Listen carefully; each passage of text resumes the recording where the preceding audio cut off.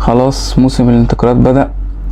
كل فرقة بتدعم بالطريقة اللي هي عايزاها باللعيبة اللي هي محتاجاها.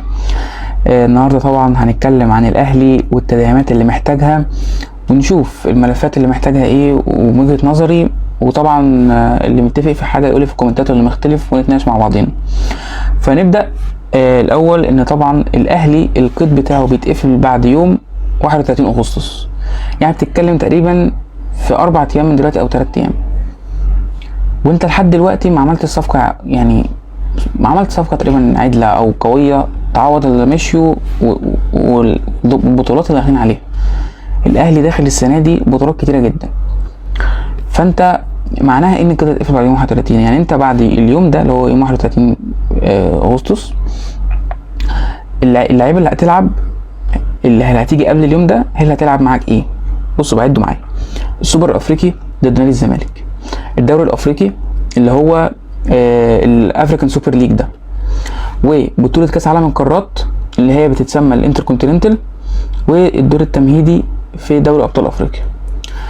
الدور التمهيدي يا سيدي ماشي، بيبقى ضد فرقة تعبانة تقدر تتعدي منها بفرقتك تمام، بس حجم البطولات اللي قلتها محتاجة تدعيمات. وعندك لسه كاس عالم الاندية في شهر 6 الجاي، البطولة الكبيرة اللي هي بقى حاجة و30 فريق، مع اللي هو يعني ايه، انت لازم تجهز لها صح. فاحنا محتاجين تدعيمات محترمة ولسه ما اتعملتش، واحنا داخلين بسكواد يعتبر تقريبا النادي بيتفضى، واصابات ومفيش نظام، وفي مهازل بتحصل وهنتكلم عليها. فخلينا ناخد كل حاجة واحدة واحدة. اولا انت ناقص لك 4 ايام ومحتاج لعيبه كتيره. فين الصفقات يا جماعه؟ يعني فين الصفقات؟ انا نفسي افهم. طيب نخش واحده واحده. اولا احنا ما عملناش تدعيمات كويسه، مش هنعرف ننافس مع الفرق اللي هنقابلها. واهم حاجه انا شايفها بالنسبه لي ان احنا نجهز لها هي بطوله كاس عالم القارات الانتركونتيننتال اللي كمان شهرين تقريبا او شهر. الجدول لسه متحدد من يومين. العين الاماراتي هيلعب اوكلاند سيتي، الكسبان ما بينهم هيلاعبنا، وبالتاكيد يعني بنسبه 99% العين الاماراتي هو اللي هيكسب، لانه يعني عامل فورمه رهيبه. اوكلاند كده كده معروف نادي يعني احنا مدينه كتير، واي نادي بيلعبه بيديله على طول على وشه، فهو جاي يضيف شرف من الاخر. العين الاماراتي لازم بقى تجهز لها. والله لو جبت صفقات محترمه وعلى اعلى مستوى تقدر تكسبها، هتكسبها. هتلاعب الكسبان ما بين امريكا الجنوبيه وامريكا الشماليه، تعدي منه تروح تلعب مدريد في الفاينل. اوصل بس قدام مدريد ونشوف اللي هيحصل ساعتها. نوصل ناخد ميداليه بقى فضيه بقى. طيب طبعا البطوله دي اللي بس ما يعرفهاش، هي زي كاس العالم للانديه بالظبط، بنفس النظام القديم اللي هو كان بيجمع ما بين بطل اوروبا وافريقيا واسيا ونيوزيلندا وامريكا الشماليه طبعا والجنوبيه. نيوزيلندا واستراليا الحته دي اللي هو غالبا كل سنه تبقى اوكلاند اصلا. تمام. فهل انت تقدر تلعب العين والفرق دي بالفرق اللي عندك دلوقتي؟ هتتعب جامد، ومحتاج تدعيمات، ومحتاج يعني ناس هنقول عليها دلوقتي. نخش بقى على الصفقات والكلام المنتشر. في كلام منتشر كبير جدا دلوقتي، النت هتلاقي الفيسبوك وكل الصحف بتقول لك خلاص يا جماعه المدافع المغربي اشرف داري في الاهلي. انا كل يوم الاقي المقطع ده جاي بكره، جاي يوم الجمعه، جاي يوم الاربعاء، مش عارف ابوه بيطلع يقول ايه. طب فين يا جماعه الحاجات الرسميه؟ احنا ما بنشوفش حاجه رسميه خالص. اشرف داري لعيب مدافع كويس جدا، بيلعب في نادي بريست الفرنسي. مشكلته انه ما بيعرفش يخرج بالكوره كويس زي عبد المنعم، ومش سريع زي عبد المنعم، بس كويس طبعا هتبقى اضافه قويه جدا مع يوسف ايمن اللي ان شاء الله يقدر يثبت نفسه اللي جبناه من قطر، ومع ياسر ابراهيم ورامي ربيعه. ولو قدرنا نجيب مدافع محلي، اسامه جلال بقى، محمود مرعي، الاسامي المطروحه على مارسيل كولر او اللي عجباه. عندنا كمان محمد بن رمضان اللاعب الفريق المجري اللي كان لاعب ترجي التونسي سابقا. برضو في كلام يا جماعه ده جاي ده فين، ده بيخلص. طب فين يا جماعه بقول لكم فاضل 3 ايام، انتم متخيلين؟ مش مثلا مش اسبوع، 3 ايام ولا 4 يعني. خلاص انت الوقت ايه، الساعه عماله تعد. طيب انا شايف لازم ندعم يعني مركزين مهمين جدا عندي اولويه: المدافع والوينجر. لازم وينج يمين وينج شمال، مش فارقه المركز، يبقى اجنبي بس محترم، افريقي بقى، واحد تحت السن جامد، اوروبي، شوف هتجيب منين. انا دلوقتي ما عنديش في الاجنحه غير مين؟ غير عندك رضا سليم والشحات.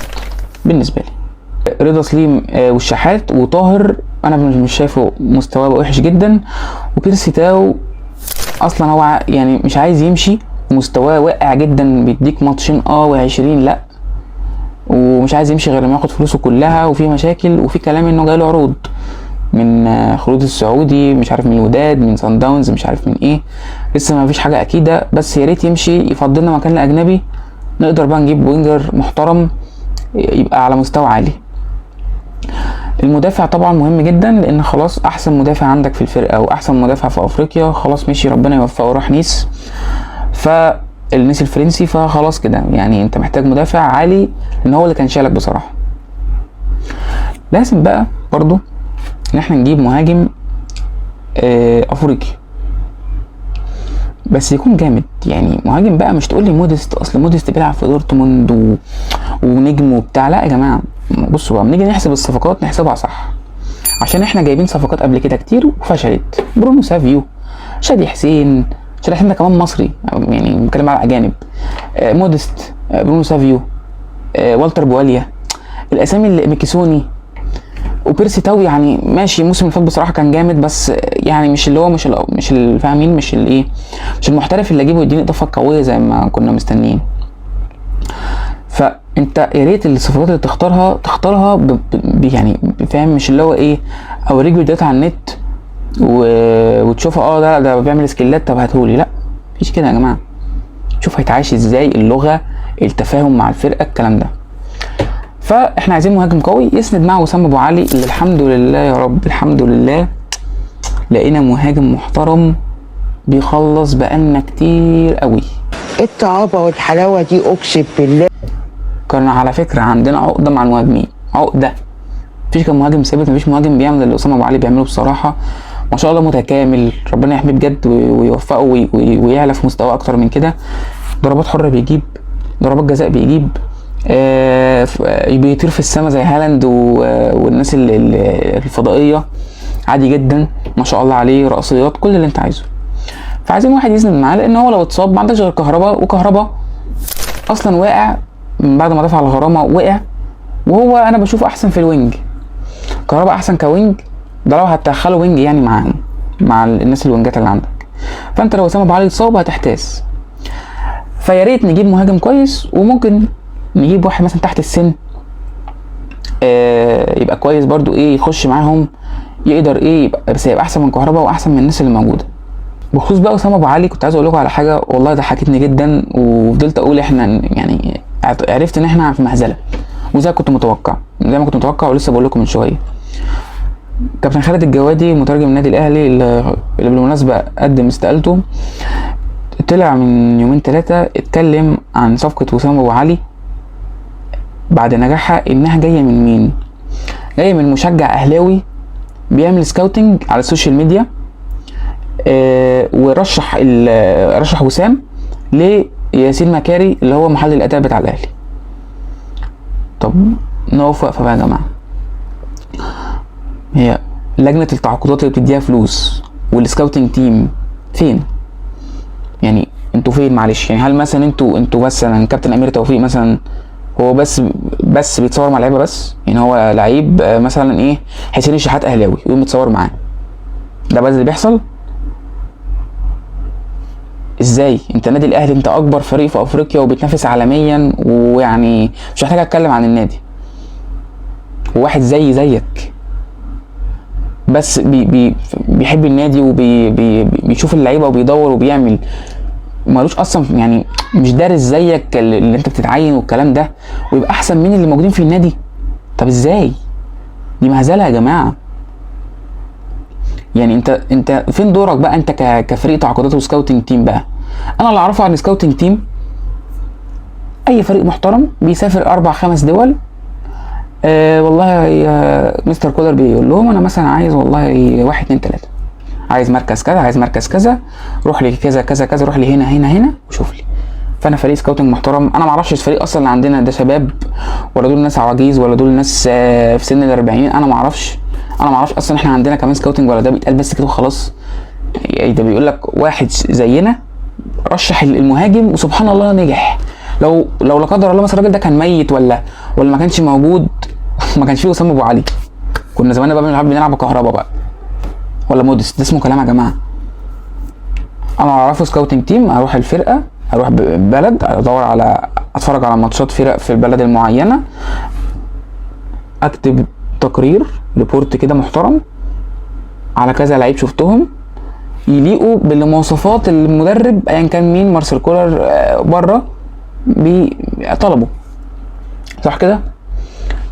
وارجع بقى لمارسيل كولر او المدرب، والله يا فندم لقيت 1 2 3 4 ودي الفيديوهات اهي ودي الريبورت اهو ودي مش عارف ايه، اتفرج. فانا كمدرب اتفرج، والله ده شكله تمام، ابقى عملت الخطوات اللي بتتعمل في اي حته في البلد. ما انت عايز تتقدم بقى، ما تجيش تقارن نفسك بالسعوديه. السعوديه دلوقتي بتخلص في نجوم العالم، السعوديه مخلصه في نجوم العالم.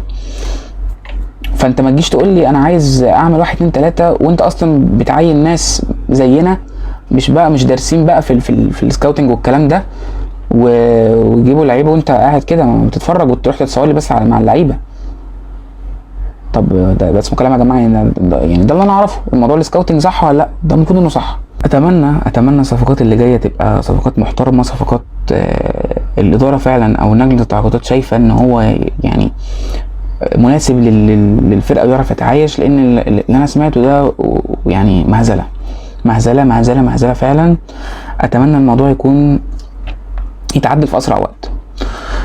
طيب نيجي لحته الحته الاداريه اللي اتكلمت عليها قبل كده وهتكلم عليها كتير واكيد كله بيتسال في الموضوع ده، الحته الملف بتاع مدير الكوره. نرجع نسال السؤال تاني وتالت وعاشر، انت مشيت كابتن سيد عبد الحفيظ ليه؟ مشيته ليه من الاول؟ محدش يعرف، يعني انا مش عارف الاسباب ايه. يعني يا جماعه ده كان ما شاء الله، يعني اللي تشوفه لا يعني شخصيه وكل حاجه. مشيته جبت كابتن خالد بيبو، اللي شفناه ان لا، كابتن سيد عبد الحفيظ كان فارق عنه جدا، ما كانش بيعمل حاجه. كابتن خالد بيبو ما كانش بيعمل حاجه، مش كنت تشوفه بيعمل حاجه. كابتن سيد عبد الحفيظ كان شخصيه قويه، جيت تمشي كابتن خالد بيبو. طب هو انت جبته من الاول ليه برضو؟ يعني انت جبته من الاول ليه؟ مين بقى مدرب الكوره اللي هيجي بقى؟ يعني مين يا جماعه؟ انا عايزين يعني لازم بقى بجد، اتمنى يبقى شخصيه قويه، بيقدم شيء مختلف، خايف على النادي بجد، عايز النادي يتطور. سمعنا كلام من عماد متعب، وليد سليمان، محمد شوقي، انا ما اعرفش، مفيش حاجه رسميه لسه. اتمنى اللي يجي يبقى فعلا شخصيه قويه. لو في كلام ان كابتن سيد عبد الحفيظ يقدر يرجع باي طريقه، لازم يرجع يا جماعه. الراجل ده بيحب النادي بجد ويعني فاهم في النادي وعارف ازاي يمسك اللعيب، خليه راجل من الاخر يعني. بس ده كان كل الكلام اللي حبيت اتكلم عليه من حيث الصفقات، من حيث المشاكل اللي في النادي. اتمنى النادي يقدر يدعم باسرع وقت ممكن، عشان خلاص زي ما قلت لكم فاضل وقت قليل جدا على ان القيد يتقفل، فمحتاجين ناس قويه عشان نقدر ننافس على البطولات اللي قلناها دي. اتمنى يكون الفيديو عجبكم، متنسوش تعملوا لايك وسبسكرايب وشير للفيديو. سلام.